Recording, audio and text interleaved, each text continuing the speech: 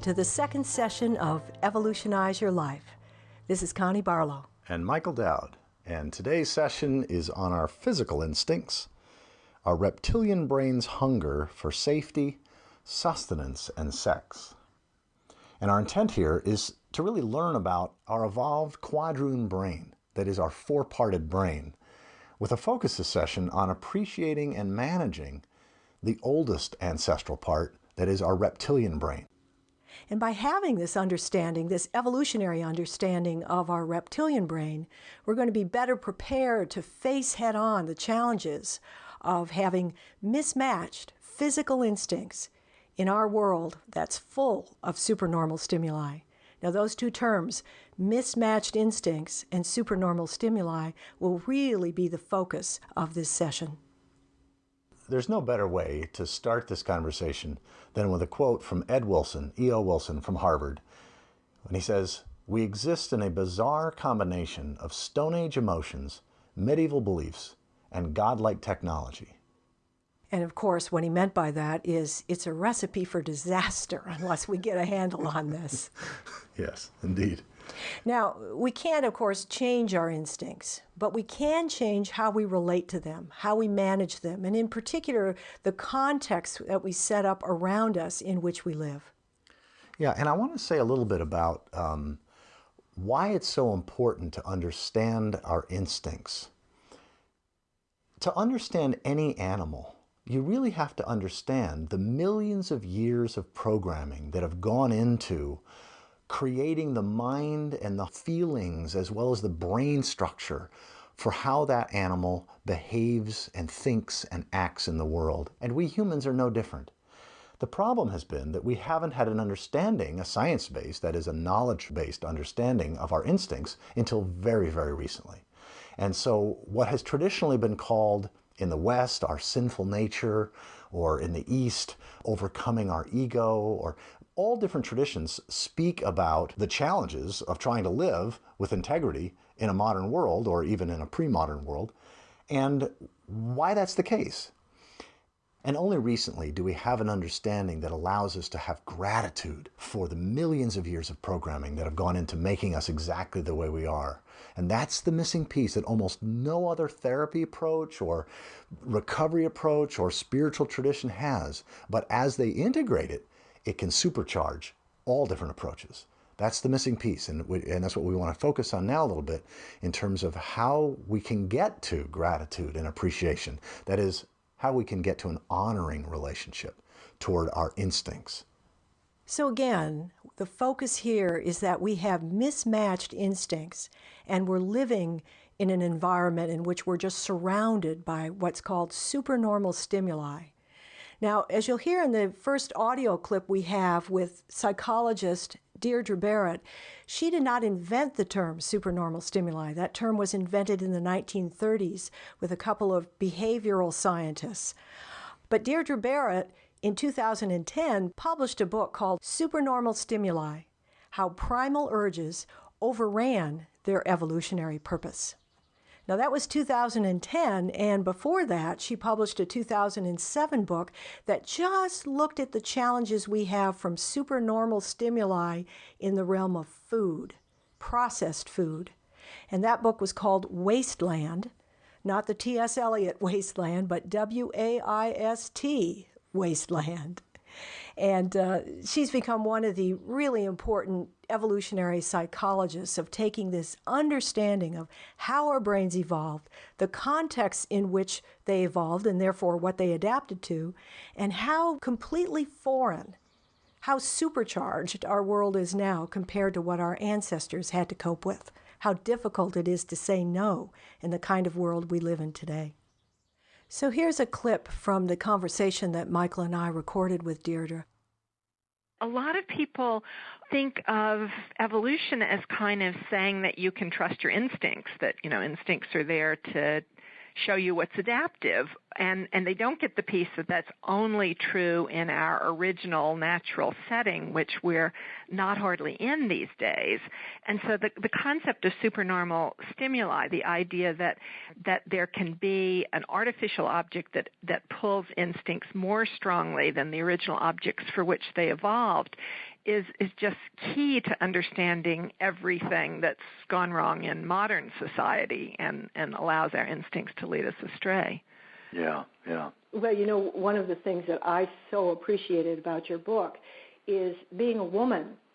When I naturally think about supernormal stimuli, okay, I think about foods, I think about drugs, I think about alcohol, all those kinds of things that did not exist in the concentrations or the mixtures 10,000 years ago for all of our ancestors. And I tend to get a little bit smug about, you know, the tremendous internet porn problem for young men and older men. And as a woman, I think, well, you know, that's the men. They're just like really falling down there. And what you did in your book, which was so wonderful, is you're bringing us women sort of up to the bar and saying, hey, women, look at yourself too. What do you think's going on when you're reading all those romance novels?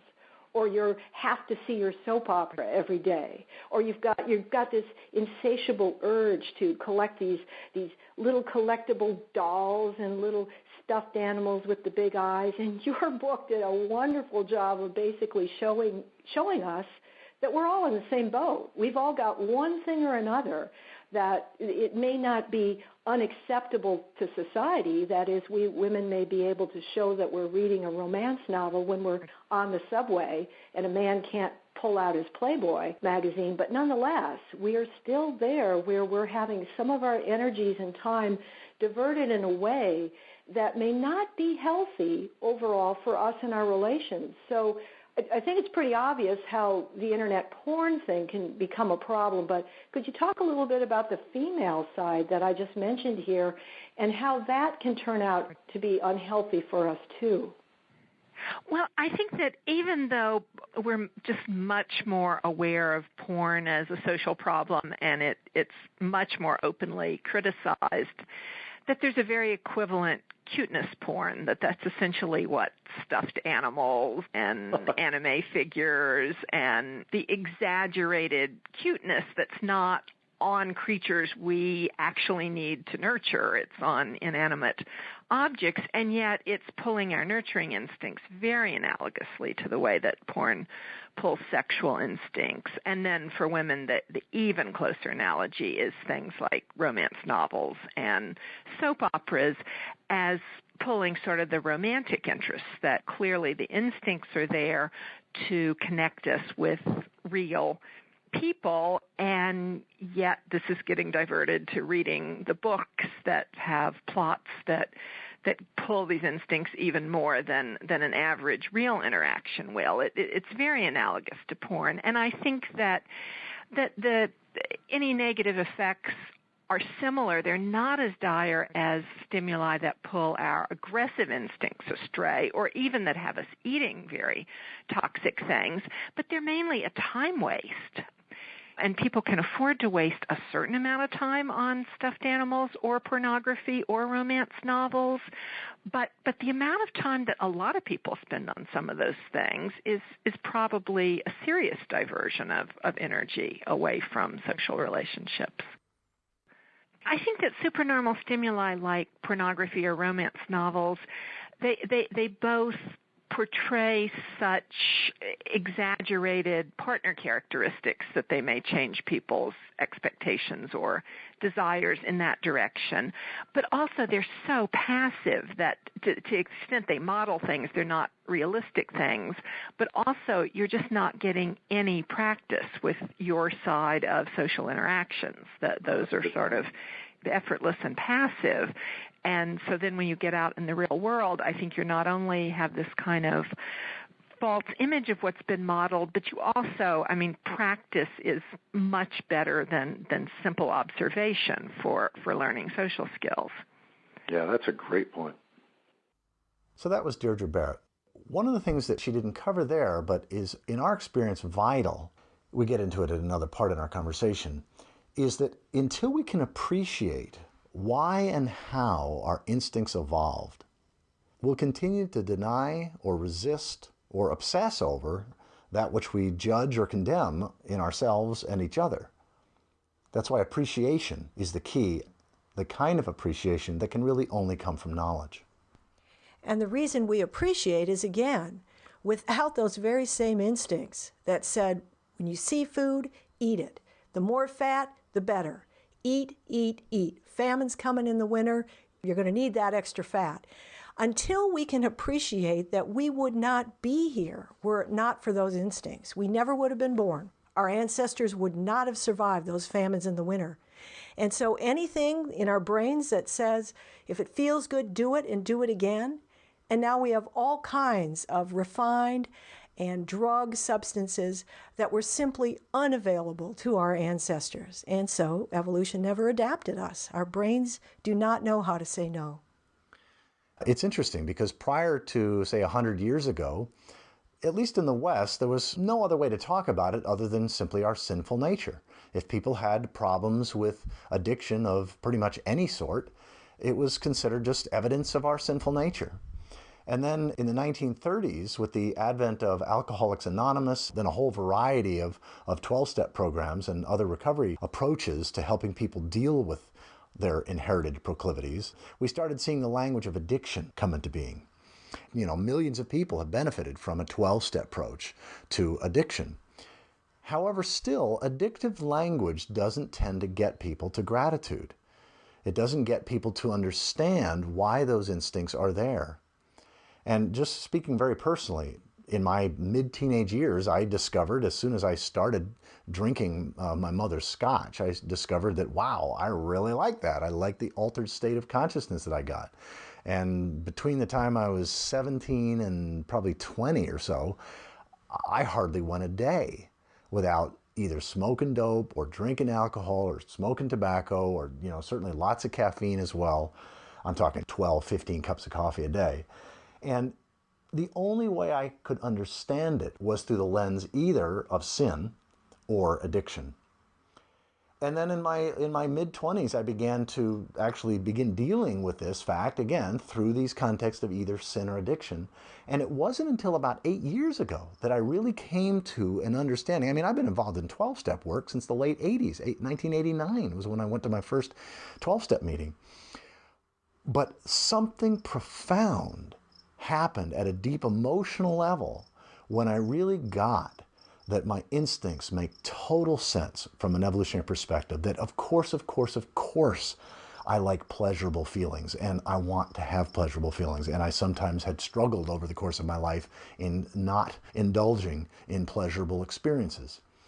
Of course, I thought sexy thoughts when I saw an attractive woman. And it's like these things became so understandable that I could begin to chuckle and have lightness and a certain playfulness, which paradoxically allowed me to be in integrity and to stay in integrity and to support others in being in integrity from a far more just generous, lighthearted strength. And that's where I think that this perspective of mismatched instincts in a world of supernormal stimuli can supercharge anybody's life who's dealing with any kind of habit pattern that doesn't serve you. Because if you can recognize, well, of course I find this addictive, of course I find this pleasurable, of course I like to eat this, or I like to eat that, or I like to watch this, or, you know, whatever it may be, when we can have gratitude, recognizing that we wouldn't even be alive if our ancestors didn't have those very same instincts, the step from that to making positive choices and to honoring our instincts becomes much, much easier. For example, one way that for many years I honored my instincts was that my kids were only allowed, and we as a family only indulged ourselves in supernormal stimuli. I mean, we didn't call it that back then, but in pleasurable sorts of things at new and full moons.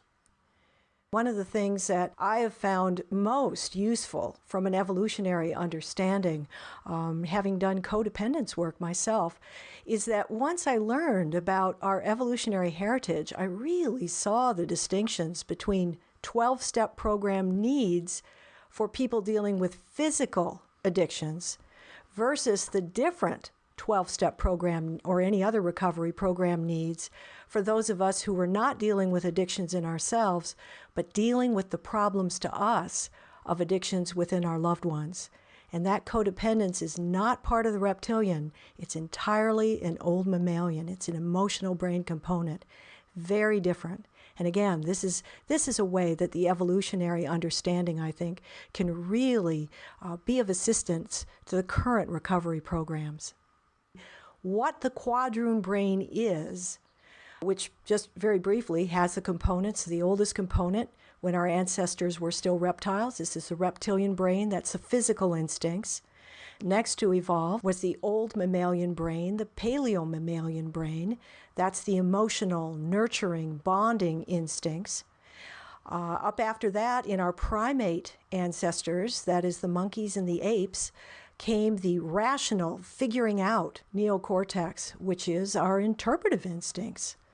Now, the neocortex early on was considered to be a whole system, but within the last 12 or 15 years, the part of the neocortex that's exactly right behind our forehead, you know, the kind of things that you see in alien movies, that the aliens would get smarter, it's this part of their forehead that comes lumping out. That's called the prefrontal cortex, and that's the fourth part of our evolved brain. That's really the advanced part. You do find it in the primates, but it's just overwhelmingly huge in us humans. And that's the executive function of the brain, and it's really the only place where we can find impulse control. Not only did these four parts of our brain evolve in sequence over about 400 million years of our ancestry, but that very same sequence is mirrored in the gestation of an embryo and a fetus within the human womb. And that is the reptilian brain first develops in the first trimester. The old mammalian brain, the nurturing part of the brain, the emotional brain, develops during the second trimester. The neocortex, the rational thinking part of the brain, the conscious part of our brain, develops during the third trimester. And what about that prefrontal cortex, Michael? When does that develop? The prefrontal cortex actually doesn't fully develop until between the age of 23 to 25. I mean, it obviously begins developing very, very early on, but it doesn't fully develop until the age of 23 to 25. So if there's one thing that I do not say yes to the universe about, it's the mismatch in our modern society of how soon puberty happens. Puberty happens now for girls around age 11 or 12 or so. At each generation, it's ramped up. Back only a few generations ago, most girls did not reach puberty until sometime between 16 or 17 or 18 years old. And by then, many of them got married. But what we have in today, we have a delay in how much education and job preparation we have to get into people's brains, how much experience they need to have in this society to learn how to live with one another, to get to the point where they can responsibly raise children. So what we find is that we have physically mature individuals with boys with the most testosterone, sex drive, risk-taking instincts, very little experience, and added on to that, a prefrontal cortex that is not yet matured. And part of what the prefrontal cortex is about is good judgment or poor judgment. Some of the problems that we see in our youth stem from exactly that. So, taking on an evolutionary perspective to the kinds of physical instincts that can be attributed to the reptilian part of our brain, what can go wrong? What can go wrong if someone learns this, gains this understanding? Well, a lot of people fear that loved ones who may be involved in addictions will just say, hey, it's in my genes, and they'll use it as an excuse, and they won't work towards recovery. In Michael's and my experience, we haven't known anyone who went down that path from an understanding, from a real understanding of this. Now, what can go right? Lots. One of the main things that can go right is helping people get out of denial faster, and it's because we can say to them, you know, it's not your fault, but it is your responsibility. We now have a wealth of evidence in terms of what keeps people stuck in patterns of behavior that don't serve them, what keeps people stuck in addictions, and what frees them to make wiser choices, to have healthier habits. And I talk about what I call the DNA of big integrity. That is the four essential components, the four things that seem to be absolutely crucial for gaining freedom around troubling patterns of whatever we do or consume or think that's unhealthy for us. And the four things are trust or humility, a stance of sort of open-hearted, open-handed stance toward reality, towards the universe, toward life, towards God, if you like theological language. Authenticity, being authentic, being real. Responsibility, that is not playing the blame game, but being responsible and being responsible for our wake. And then being of service to something larger than yourself. And that those four, trust, authenticity, responsibility, and service, they're at the heart of virtually every program that helps people have a great life. In other words, I would go so far as to argue that you can't experience life to its fullest if you're full of pride rather than humility, or if you have fear rather than trust, or if you're being inauthentic, not really expressing, not really saying or doing what's really true for you, or where you're playing the blame game and you're not being responsible for your life. You're judging something outside of you for your life being the way that it is, or where you're only trying to serve your own needs but not serving something larger than yourself. And of course, for those people that have had any experience in the 12-step programs, that's really all the 12 steps are. They're 12 steps that get people to consistently having humility, authenticity, responsibility, and service. So in winding down this session, Michael and I would like to recite for you here the 7 outcomes that we have posted on the Session 2 module. These are the things that we ourselves have benefited from this perspective. And what we've seen transform other people's lives as well. Absolutely.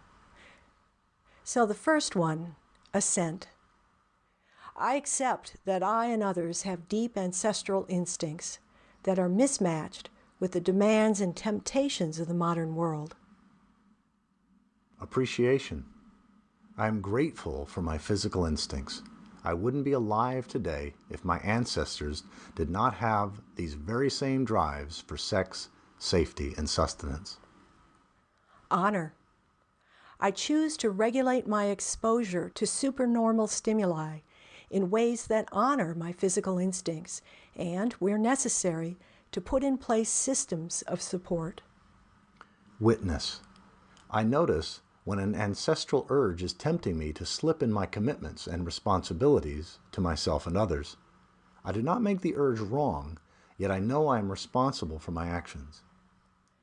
Compassion within safe boundaries. I have compassion for myself and others while maintaining safe boundaries. Joy. My choice to manage my physical urges and the supernormal stimuli in my environment will not diminish the joy I experience in the sensory blessings of life. Societal benefit. I'm keenly aware of the societal costs of mismatched instincts in our modern world of supernormal stimuli, and I will act in accordance with this understanding. I'd like to close with the words of someone who was powerfully affected by this understanding, who sent us an email. He said, "An evolutionary worldview helps me control the obsolete urges of our evolutionary past. Understanding evolution transforms the drives of hatred, fear, unhealthy lust, overeating, excessive alcohol use, and others from being demonic temptations into understandable, controllable influences. Understanding evolution robs them of much of their power by dragging them into the light, where they can be openly discussed and controlled. If I had to leave them in their dark lairs, they could much more easily take control of my actions." So that's it for Session 2. This is Connie Barlow. And Michael Dell.